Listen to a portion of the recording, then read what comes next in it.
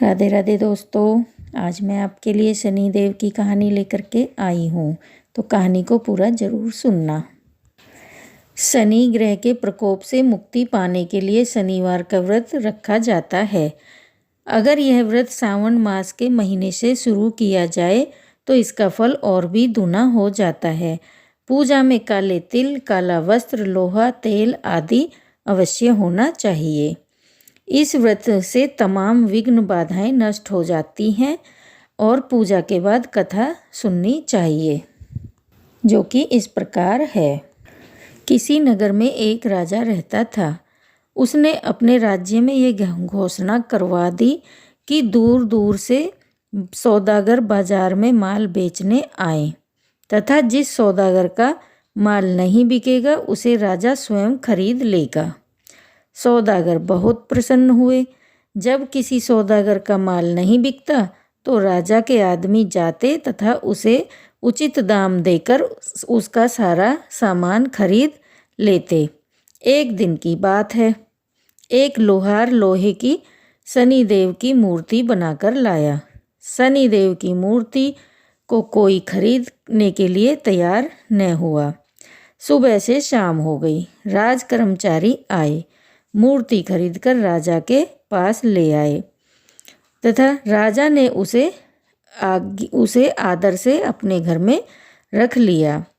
शनिदेव के घर आ जाने से घर में रहने वाले अनेक देवी देवता बड़े रुष्ट हुए। रात के अंधेरे में राजा ने एक तेजमयी स्त्री को घर से निकलते देखा, तो उससे राजा ने पूछा कि तुम कौन हो? तो वह नारी बोली, मैं लक्ष्मी हूँ। तुम्हारे महल में शनिदेव का वास है, अतः मैं वहाँ नहीं रह सकती। राजा ने उसे रोका नहीं। कुछ समय बाद एक देव पुरुष भी घर से बाहर जाने लगा, तो राजा ने उससे पूछा कि भाई तुम कौन हो? तो वह बोला, मैं वैभव हूँ, सदा लक्ष्मी के साथ ही रहता हूँ। जब लक्ष्मी नहीं तो मैं भी नहीं। यह कहकर वह भी चला गया। राजा ने उसे भी नहीं रोका। इसी प्रकार धीरे धीरे एक ही रात में धर्म, धैर्य, क्षमा आदि अन्य सभी गुण भी एक एक करके चले गए। राजा ने किसी से भी रुकने का आग्रह नहीं किया। अंत में जब सत्य जाने लगा तथा राजा के पूछने पर उसने कहा, जहाँ लक्ष्मी, वैभव, धर्म, धैर्य, क्षमा आदि का वास नहीं तो वहाँ मैं एक क्षण भी नहीं रुकना चाहता। तो राजा सत्यदेव के पैरों में गिर कर कहने लगे, महाराज आप कैसे जा सकते हैं? आपके बल पर ही तो मैंने लक्ष्मी, वैभव, धर्म आदि सभी का तिरस्कार किया है।